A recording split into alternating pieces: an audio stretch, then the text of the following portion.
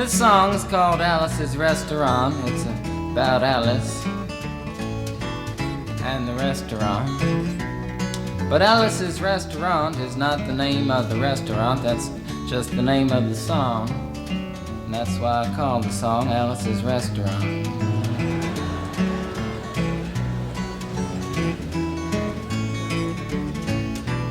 You can get anything you want at Alice's Restaurant. You can get anything you want at Alice's Restaurant. Walk right in, it's around the back, just a half a mile from the railroad track. And you can get anything you want at Alice's Restaurant.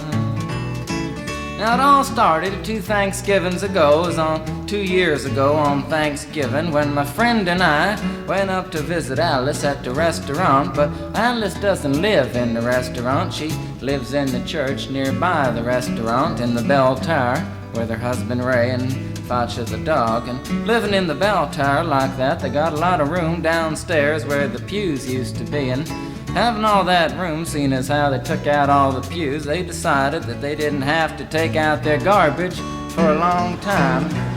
We got up there, we found all the garbage in there, and we decided it'd be a friendly gesture for us to take the garbage down to the city dump.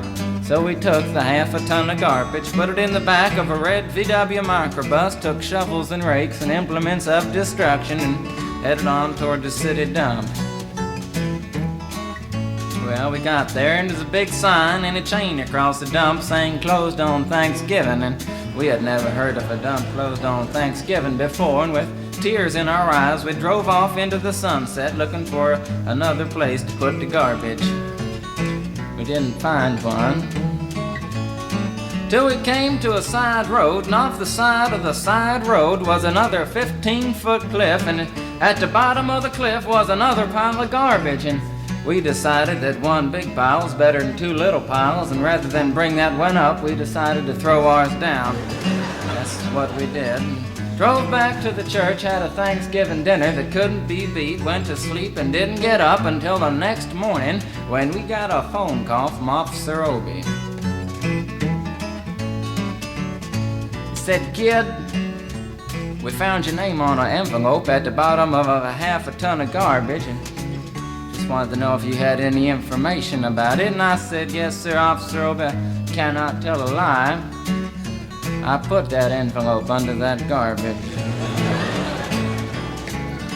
After speaking over for about 45 minutes on the telephone, we finally arrived at the truth of the matter and said that we had to go down and pick up the garbage, and also had to go down and speak to him at the police officer station. So we got in the red VW microbus with the shovels and rakes and implements of destruction, headed on toward the police officer station. Now, friends, there was only 1 or 2 things that Obie could have done at the police station, and the first was that he could have given us a medal for being so brave and honest on the telephone, which wasn't very likely, and we didn't expect it. Another thing was that he could have bawled us out and told us never to be seen driving garbage around the vicinity again, which is what we expected. But when we got to the police officer station, there was a third possibility that we hadn't even counted upon, and we was both immediately arrested, handcuffed. And I said, "Obie, I don't think I can pick up the garbage with these handcuffs on." He said, "Shut up, kid. Get in the back of the patrol car," and that's what we did, and sat in the back of the patrol car and drove to the, quote, "scene of the crime," unquote. I want to tell you about the town of Stockbridge, Massachusetts, where this happened. Here they got 3 stop signs, 2 police officers and 1 police car, but when we got to the scene of the crime, there was 5 police officers and 3 police cars, being the biggest crime of the last 50 years, and everybody wanted to get in the newspaper story about it. And they was using up all kinds of cop equipment that they had hanging around the police officer station. They was taking plaster, tire track, footprints, dog-smelling prints, and they took 27 8x10 color glossy photographs with circles and arrows and a paragraph on the back of each one explaining what each one was to be used as evidence against us. Took pictures of the approach, the getaway, the northwest corner, the southwest corner, and that's not to mention the aerial photography. After the ordeal, we went back to the jail. Obie said he was gonna put us in the cell. Said, kid, I'm gonna put you in the cell. I want your wallet and your belt. And I said, Obie, I can understand you want my wallet so I don't have any money to spend in the cell, but what do you want my belt for? And it said, kid, we don't want any hangings. Said, Obie, did you think I was gonna hang myself for littering? Obie said he was making sure, and friends Obie was, 'cause he took out the toilet seat so I couldn't hit myself over the head and drown. And he took out the toilet paper so I couldn't bend the bars, roll the toilet paper out the window, slide down the roll and have an escape. Obie was making sure, and it was about 4 or 5 hours later that Alice, remember Alice? It's a song about Alice.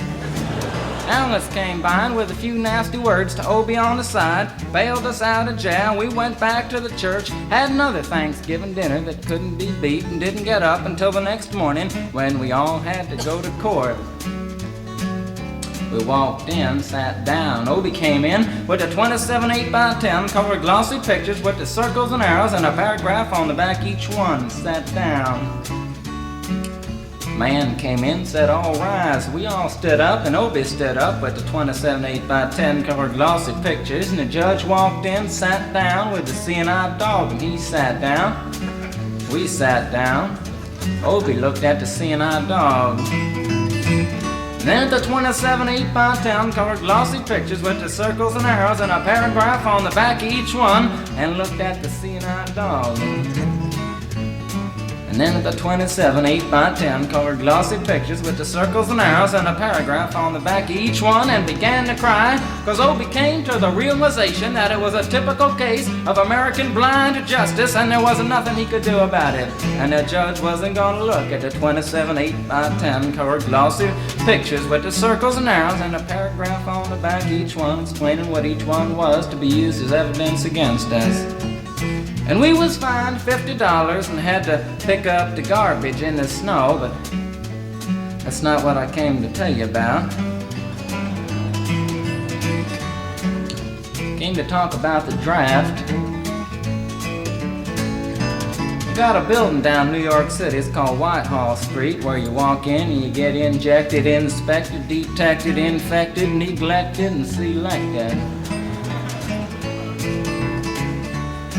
I went down to get my physical examination one day, and I walked in, I sat down, got good and drunk the night before, so I looked and felt my best when I went in that morning.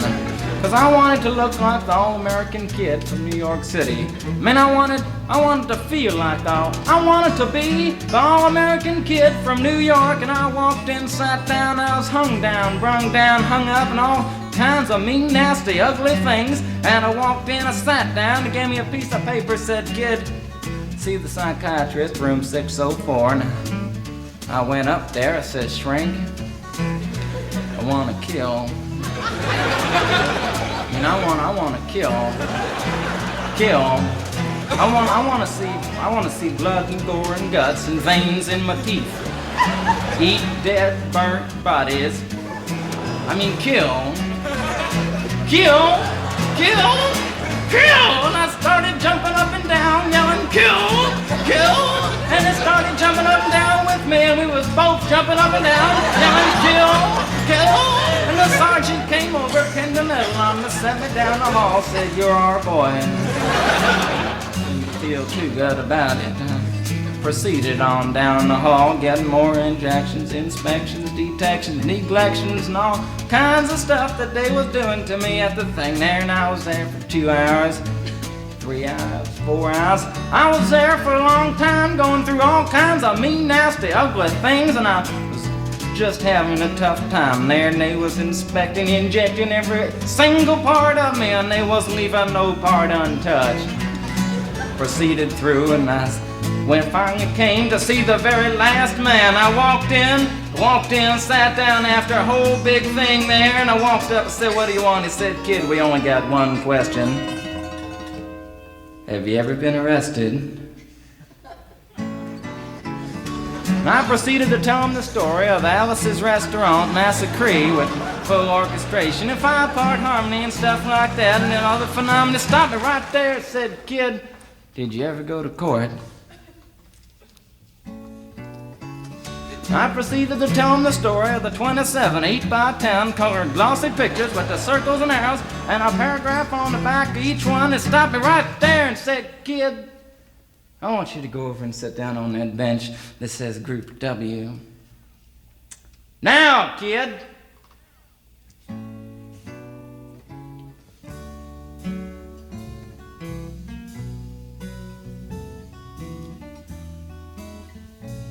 And I walked over to the bench there, and there's Group W is where they put you if you may not be moral enough to join the army after committing your special crime. And there was all kinds of mean, nasty, ugly-looking people on the bench there. As mother rapers, father stabbers, father rapers sitting right there on the bench next to me, and one, they was mean and nasty and ugly and horrible and crime-fighting guys are sitting there on the bench. And the meanest, ugliest, nastiest one, the meanest father raper of them all, was coming over to me, and he was mean and ugly and nasty and horrible and all kinds of things. And he sat down next to me and said, "Kid,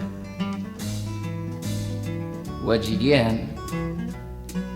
I said, "I didn't get nothing. I had to pay $50 and pick up the garbage." He said, "What were you arrested for, kid?" And I said, "Littering." And they all moved away from me on the bench there, the hairy eyeball and all kinds of mean, nasty things, till I said, "And creating a nuisance," and they all came back, shook my hand, and we had a great time on the bench talking about crime, mother stabbing, father raping, all kinds of groovy things that we was talking about on the bench. And everything was fine. We were smoking cigarettes and all kinds of things until the sergeant came over, had some paper in his hand, held it up and said, "Kids, this piece of paper's got 47 words, 37 sentences, 58 words. We want to know details of the crime, and else kind of thing. You got to say tune about the crime, want to know the rest of the officer's name, and else kind of thing. You got to say." And it talked for 45 minutes, and nobody understood a word that he said, but we had fun filling out the forms and playing with the pencils on the bench there. And I filled out the Massacree with the 4-part harmony and wrote it down there just like it was, and everything was fine. And I put down a pencil and I turned over the piece of paper, and there on the other side, in the middle of the other side, away from everything else on the other side, in parentheses, capital letters, quotated, read the following words: "Kid, you rehabilitated yourself." I went over to the sergeant and said, "Sergeant, you've got a lot of damn gall to ask me if I've rehabilitated myself. I'm sitting here on the bench. I'm sitting here on the Group W bench because you want to know if I'm moral enough to join the army, burn women, kids, houses, and villages after being a litter bug." He looked at me and said, "Kid, we don't like your kind, and we're going to send your fingerprints off to Washington, and friends, somewhere in Washington, enshrined in some little folder, is a study in black and white of my fingerprints. And the only reason I'm singing you the song now is because you may know somebody in a similar situation. Or you may be in a similar situation, and if you're in a situation like that, there's only one thing you can do, is walk into the shrink wherever you are. Just walk in and say, 'Shrink, you can get anything you want at Alice's restaurant,' and walk out. If just one person does it, they may think he's really sick and they won't take him. And if two people do it in harmony, they think they're both faggots and they won't take either of them. And if 3 people do it, 3, can you imagine 3 people walking in, singing a bar, Alice's restaurant, and walking out? They may think it's an organization.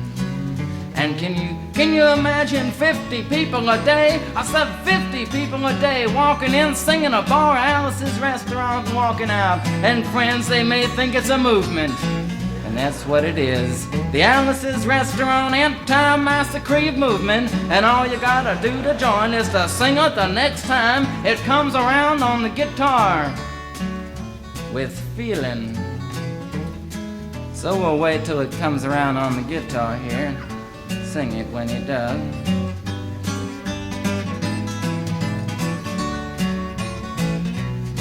Here it comes. You can get anything you want at Alice's restaurant. You can get anything you want at Alice's restaurant. Walk right in, it's around the back, just a half a mile from the railroad track. And you can get anything you want at Alice's restaurant. That was horrible. If you want to end war and stuff, you gotta sing loud. You could put a lot. I've been singing the song now for 25 minutes. I could sing it for another 25 minutes. I'm not proud or tired. So we'll wait till it comes around again, and this time with 4-part harmony and feeling. We're just waiting for it to come around is what we're doing.